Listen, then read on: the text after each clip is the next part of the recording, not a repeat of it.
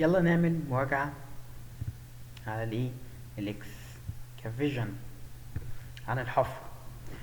حبة حاجات احنا درسناها هنعمل مراجعة عليها دلوقتي، بس مش ده كله بتاع الحفر. قالك مخاطر أعمال الحفر. هناك العديد من المخاطر الشائعة المتعلقة بأعمال الحفر على سبيل المثال. تمام. ومش ايه مش ده الحصر. تمام. عندك انهيار حفر، أنا عندي حفر ويبدأ ينهار عندي. تمام. يبدأ يقع بسبب في مطر. تمام. يبقى عندي ايه انهيار حفر وعدة أسباب هندرسها مع بعض. عندي مخاطر خدمات تحت الأرض. تحت الأرض في خدمات. تمام. ويبقى فيها ايه ليها مخاطر. لو أنا لمستها ممكن أتكهرب. لو كسرت ماسورة المية بوظلي المكان. خطر أماكن مغلقة confined space، أنا ممكن أموت في confined space ده. سقوط الأفراد، أنا دلوقتي واحد وقع في الحفر. عدة. تمام.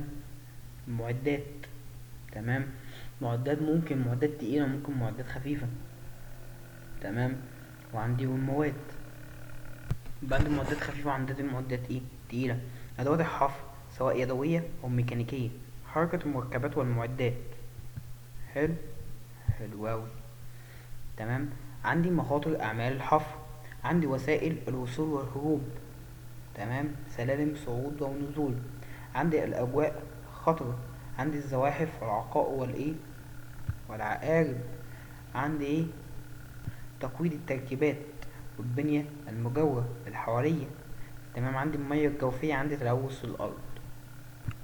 قالك ايه سنتعرض لتلك المخاطر بحاجات بالتفاصيل وهنتكلم فيها. أول حاجة عندنا انهيار الحفر، هو انفصال كتلة من التربة أو الصخور من جانب الحفر. تمام. وفقدان التربة الموجودة تحت دعائم خندق.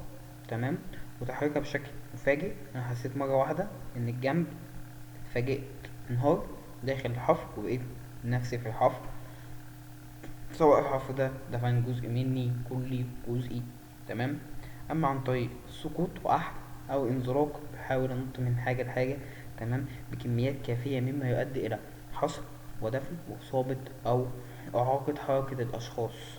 انا اعاقت جسم، جزء من اجزاء جسمي موجودة داخل الخندق او حفر. يعتبر انهيار جانب الحفر، انهيار جانب الحفر من المخاطر الأكثر شيوعا وأكثر خطورة التي تؤدي إلى إصابات جسيمية، غالبا بتبقى الوفاة. تمام. أول خطر موجود معايا اللي هو انهيار جانب الحفر، هو انفصال جزء من التربة اللي هي بتبقى موجودة جنب الحفر. بتقع البني آدمين بتبدأ تقع جواها أو العاملين الموجودين داخل الحفر. تمام. يؤدي إلى حصرهم أو دفنهم جزءا أو كاملا. جزء منك اتدفن أو كلك اتدفنت. إصابتهم ممكن تؤدي إلى الوفاة، إن ممكن جزء منها يكون صخر يجي عليك. تمام. يكسرك. تمام. هنتكلم برضو عن انهيار الحفر. انهيار جوانب الحفر يحدث لعدة عوامل، منها عدة أسباب. انهيار التربة ذات نفسها انهارت. الناجمة الناتجة أصدق عن الرطوبة، يبقى في رطوبة. تمام. وتشبعها بالمية، يبقى في شتاء الرطوبة تشبعها بالمية، موجود فيها مية، سواء المية دي شتاء أو عوامل طبيعية مياه جوفية. تمام. ما الأسباب التي تؤدي إلى انهيار التربة؟ من حقك سؤال مهم. نوع التربة، إذا كانت التربة ذات نفسها على كمية الرطوبة، يعني نوع التربة وكمية الرطوبة، تحفظ نوع التربة وكمية الرطوبة. وتشبع التربة. تمام. بالماء، لأن كل ما التربة تشبع بالمية، سواء المية ديت من خلال المطر أو مية جوفية، لك الاتنين. تمام. كل ده بيؤدي إلى سرعة انهيار جوانب الحفر. حلو. حلو.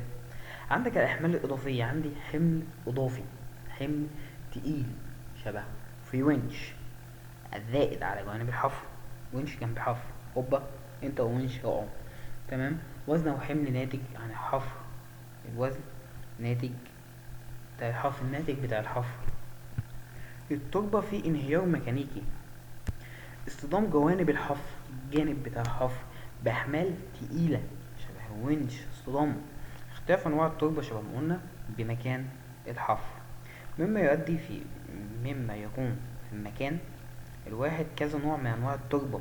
تمام. بيبقى حضرتك عمال ايه تحفر على اساس ان الارض ديت مثلا كلها صخريه، وتلاقي بعد كده ايه قلبت وبقت ايه رمليه مثلا. كان في مره من المرات في موقع معين كان بيحفروا على اساس ان الارض ديت صخريه، تمام، وكانوا بيقولوا ايه ان انها متماسكه. آه فايه فجوه في جزء معين منها الجانب بتاع الحفر ده انهار، تمام. فالآتي تمام كان من سنة أو من سنتين يعني لاحظت إن إيه، أو كان في الجزء اللي انهار ده كان محفور فيه قبل كده، في ناس شغالة قبل كده فيه، تمام. لما دككوا التربة ما كانش إيه زي طبيعتها، ما رجعتش زي طبيعتها. فذلك الحال انهار جانب الحفر الناتج عن اهتزازات، يبقى أنا عندي اهتزازات وكمان حركة المعدات. كل ده يعتبر عامل من عوامل انهيار جانب الحفر. وكمان بالحفر في التربة، أنا عملت حفر في التربة، هو ده اللي أنا بتكلم فيه دلوقتي، تمام، غير متماسكة، سبق حفرها. برضه بتكلم عن انهيار التربة الناجمة الناتجة عن اهتزازات وحركة المعدات وإلى آخره وإلى آخره وإلى آخره، تمام.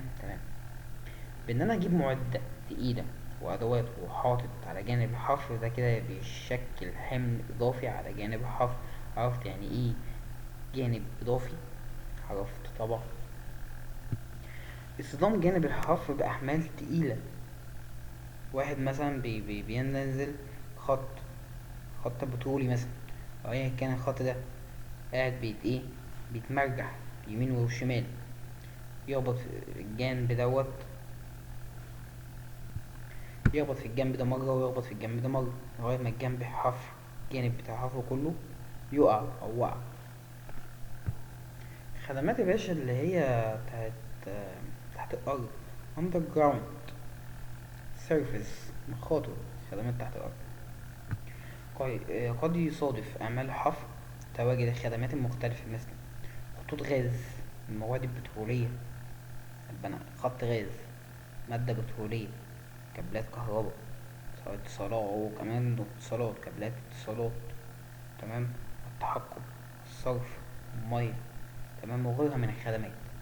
يستدعى اتخاذ أقصى درجات يعني إيه الاحتياط والحذر قبل البدء في الحفر، تجنب إتلاف تلك الخدمات. يعني أنا أحفر وأبوظ خط بفلوس، سواء بترول أو معمول وأصرف عليه تاني، أو اتصالات، فاهم، الكهرباء كهرب نفسي، بالذات لما استخدم معدات أكيد حفر لازم هستخدم معدات سواء يدوية أو ميكانيكية، فالكهرباء كهرب أثناء الحفر، مما يشكل خطورة داهمة كبيرة على الأفراد أو المنشأة.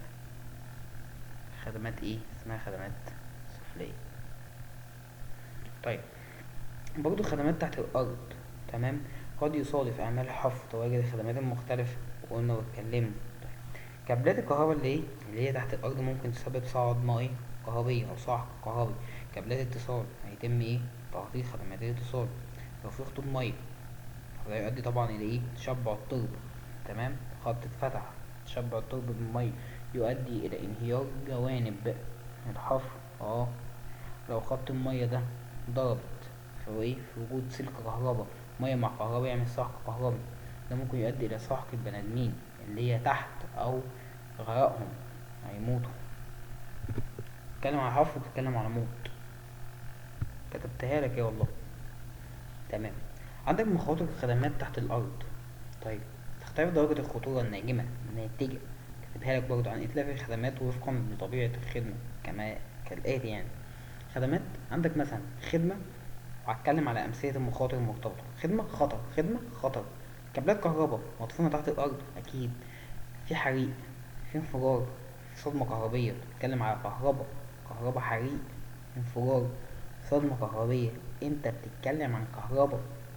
خطوط الغاز والمنتجات البترولية يا باشا تسريب فوري، الغاز ده، تمام، اتش اس يا باشا، تسريب فوري.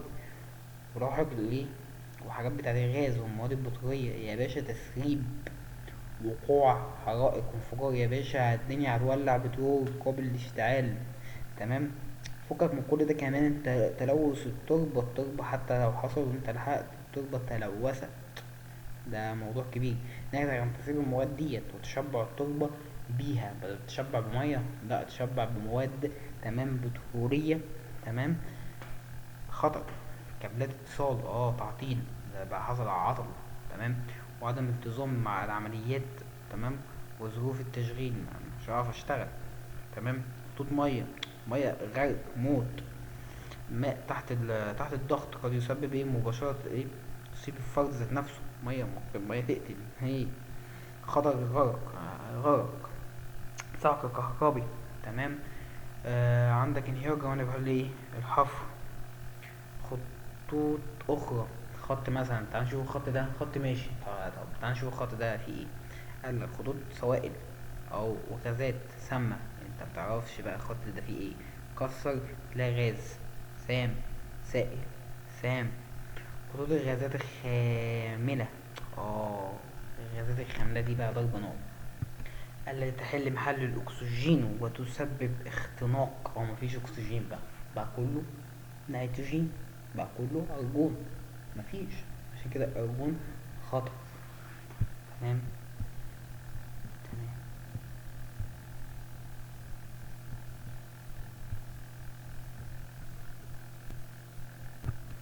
قالك هنا ايه؟ نو واتس برو. يعني خليك عارف ان اللي تحت التربة او تحت المكان الحفر ده، تمام، قبل ما تحفر ممكن يحصل اي حادثة. مانع. طيب، عندك خطر اماكن مغلقة. خطر اماكن مغلقة في حالة تجاوز الحفر او الخندق بعمق 1.2 متر يتم اعتباره مكان مغلق، وذلك لعدة عوامل، منها محدودية وسائل النزول والخروج منها. تمام. فضلا عن تجمع الغازات السامة الأكثر تقيلة، مثل تقيلة عن الهواء. تاني، 1.2. تمام. فعندي اعتبار ده مكان مغلق لعدة سوائل عوامل، منها محدودية وسائل النزول. مش هعرف انزل واطلع بحرية، بعمل جباية واطلع. مكان مغلق، بعمل جباية وبطلع. تمام. ان في غازات سامة ممكن تنزل تحت تحل مكان الاكسجين. في هذه الحالة يجب اتخاذ كافة تدبير العمل بالأماكن المغلقة بالحفر. يا باشا تقدر تصحيح أماكن مغلقة. معاك تصحيح؟ اشتغل. معاك بيرمت توفير ممرات آمنة، اكسس توفير وسائل الإخلاء والإنقاذ. تكون دارسين معايا وأنا في دور. فحص تركيزات الغازات، عامل قياس الغازات القابلة للاشتعال، حد الأدنى من الاشتعال. تمام. ال بصفة مستمرة. تسجيل ومراقبة نزول وخروج العاملين. فاير ووتش من الحفر وغيرها من الاشتراطات. طيب، عندي لسه دخلت في حاجة جديدة بقى، رقم 4: سقوط الأفراد والمواد والمعدات. سير الأفراد بجوانب الحفر والخندق. تمام. شوف الحتة المهمة دي. غير محمية بحواجز حماية. مفيش حواجز حماية، مفيش هندريلات، مفيش شرايط. تمام. هارد بريكيت قد يعرضهم للسقوط داخلها عقر. مفيش هندريلات.